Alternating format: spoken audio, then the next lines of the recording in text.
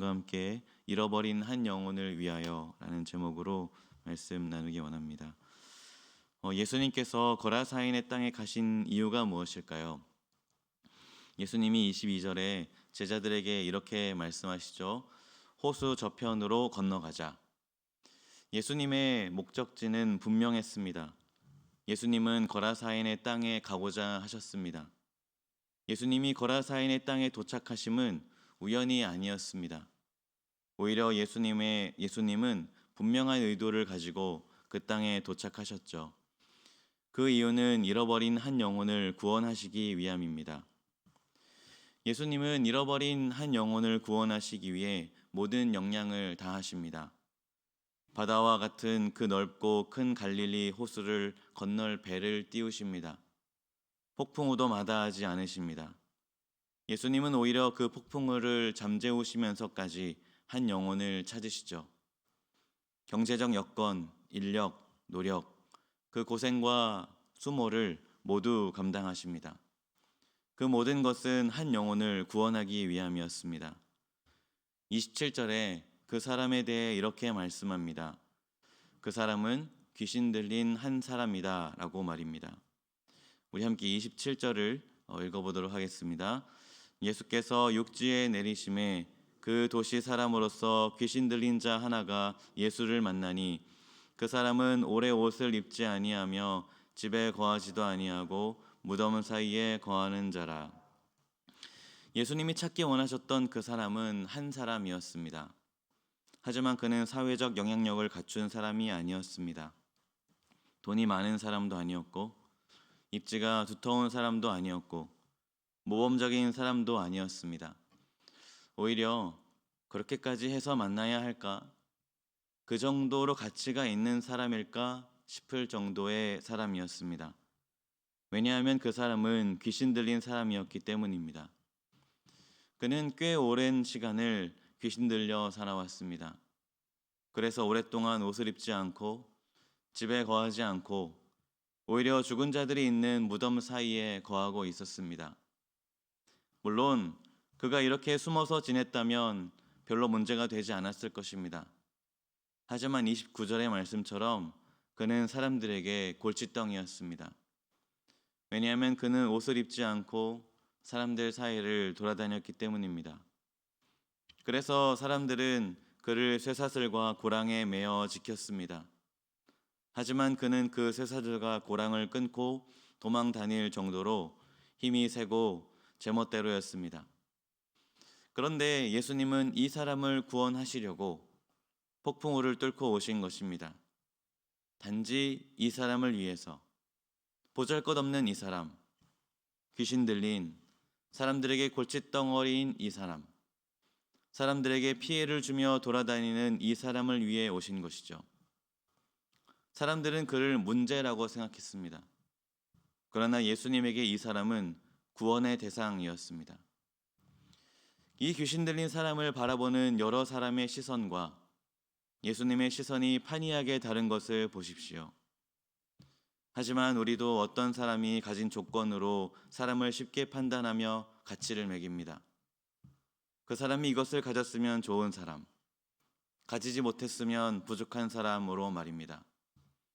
하지만 예수님은 사람이 가진 조건으로 가치를 판단하지 않습니다. 그렇다면 예수님은 사람의 무엇을 바라보고 계신 것일까요? 너무나 단순하게도 예수님은 그 사람 자체를 보고 계십니다. 그 사람이 귀신 들렸더라도 예수님의 그 사람은 소중하고 귀중한 존재인 것입니다. 그래서 예수님은 구원하십니다. 그 사람이 어떠한 사람이든 상관없이 예수님은 그 자체를 구원하고자 하시는 것입니다. 예수님은 그 사람에게 있는 더러운 귀신에게 명령하십니다. 그 사람에게서 나오라. 하지만 귀신은 예수님께 간청합니다. 제발 나를 괴롭게 하지 마옵소서라고 말이죠. 여태 이 사람을 괴롭게 한 것은 더러운 귀신들입니다. 귀신들은 그 시점까지 귀신 들린 사람에게 재앙을 가져다 주고 있었습니다. 그런데 더러운 귀신은 이렇게 말하는 것입니다. 제발 나를 괴롭게 하지 마옵소서. 그 귀신들이 이렇게 간청하는 이유는 예수님께서 자신을 무적행에 넣어 멸망시킬 권세가 있는 것을 알았기 때문입니다. 예수님은 그러한 권세가 있으셨습니다. 그러나 예수님은 이들을 무적행에 넣는 대신 돼지떼에 들어가게 하십니다. 그리고 돼지떼에 들어간 귀신들은 그 사람에게 했던 재앙적인 행동을 동일하게 반복합니다. 비탈로 내리달아 호수에 들어가서 몰사한 것입니다. 그렇다면 예수님께서 그 귀신들을 무적행에 넣는 대신 돼지떼에 들어가게 하신 이유가 무엇일까요? 그것은 돼지떼의 멸망과 함께 귀신들도 사라져 버리게 하기 위함입니다. 귀신 들렸던 사람의 평생의 저주, 그것은 귀신 들린 것이었습니다. 하나의 귀신이 아닌 많은 귀신이 그를 괴롭혔습니다. 그렇기 때문에 예수님은 그 귀신들을 돼지떼에 들어가게 하신 것입니다. 돼지떼의 몰살과 함께 그를 괴롭히던 귀신들도 사라져버리게 하기 위함이죠.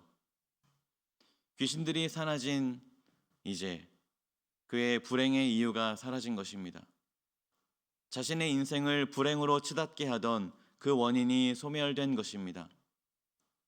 예수님은 귀신을 쫓아내심으로 임시적인 행복을 그에게 주신 것이 아닙니다. 언제 다시 그에게 들러붙지 모르는 귀신들을 단지 쫓아내신 것이 아니라 귀신들을 사라지게 하셨습니다. 그렇게 하심으로 예수님은 그에게 영원한 구원을 주셨습니다. 이후 귀신 나간 사람은 옷을 입습니다. 그리고 정신이 온전하여 예수의 발치에 앉습니다. 이 사람이 예수의 발치에 앉았다는 것이 무슨 말일까요? 그것은 이 사람이 예수님의 제자가 되었다는 것을 말하는 것입니다. 예수님이 그에게 주신 구원은 단지 귀신이 떠났기 때문에 얻은 구원을 말하지 않습니다. 예수님이 그에게 주신 구원은 예수의 발치에 앉히는 것이었습니다. 그는 예수의 발치에 앉음으로 자신의 신앙을 고백하고 있는 것입니다. 지극히 높으신 하나님의 아들이 예수님이시다라고 말입니다. 예수님께서 나의 주, 나의 하나님, 나의 구원자이심을 고백하는 것입니다. 그는 예수님이 메시아임을 예수의 발치에 앉는 것으로 고백하고 있습니다. 그는 예수님의 제자가 되어 진정한 구원을 경험한 것입니다. 하지만 그 구원을 본 거라사인의 땅 근방 모든 백성은 오히려 크게 두려워합니다. 구원을 주시는 예수님을 거부하고 거절합니다. 하지만 귀신 들렸던 그 사람은 예수님과 함께 있기 원했습니다. 예수님을 따라가고자 했습니다. 그러나 예수님은 오히려 그 사람을 돌려보내시며 그에게 사명을 맡기십니다. 우리 함께 39절 말씀을 읽어보도록 하겠습니다. 39절 말씀입니다. 집으로 돌아가 하나님이 내게 어떻게 큰 일을 행하셨는지를 말하라 하시니 그가 가서 예수께서 자기에게 어떻게 큰 일을 행하셨는지를 온 성내에 전파하니라. 무슨 사명입니까? 복음을 전하는 사명입니다. 예수님은 이 사람을 구원하시고 복음을 전하는 사명을 맡기십니다. 예수님은 당신의 제자가 된 이 사람에게 하나님의 큰 일을 말하라고 했습니다. 그런데 그가 가서 무엇을 전합니까? 예수께서 자기에게 어떻게 큰 일을 행하셨는지를 전파합니다. 왜냐하면 이 사람은 예수님이 하나님이신 것을 알았기 때문입니다. 이 사람은 예수님이 메시아, 구원자이신 것을 알았기 때문입니다. 그래서 하나님의 큰 일, 곧 예수님이 행하신 그 큰 일을 전파하고 있는 것이죠. 예수의 발치에 앉아있던 제자가 이제 예수님을 전하는 사명자가 되었습니다. 예수님은 이제 이 사람이 해야 할 일의 방향성을 제시하신 것입니다. 그것은 예수님께서 거라사인의 땅에 너를 구하러 오신 것처럼 이제 너도 가서 예수님의 구원을 전하라는 것입니다. 구원받은 자로서 구원을 전하는 자가 되라는 것입니다. 예수님께서 폭풍우를 헤치고 너를 만나러 오신 것처럼 너도 폭풍우를 헤치고 다른 사람이 예수님을 만나게 하라는 것입니다. 예수님은 잃어버린 한 영혼을 위해서 거라사인의 땅에 오셨습니다. 그리고 예수님은 귀신 들렸던 이 사람을 만나 구원하셨습니다. 그러나 사실 예수님은 이 사람만 만나주신 것이 아닙니다. 예수님은 잃어버린 영혼인 우리도 만나주셨습니다. 우리도 어찌 보면 많은 귀신 들린 이 사람과 다르지 않습니다. 우리도 많은 아픔과 고민, 걱정과 근심에 둘러싸여 있었기 때문입니다. 그런데 예수님은 그러한 우리에게 찾아오셨고 우리를 구원하셨습니다. 마치 세상과 나는 간 곳 없고 구속한 주만 보이도다 라는 찬양의 가사처럼 말입니다.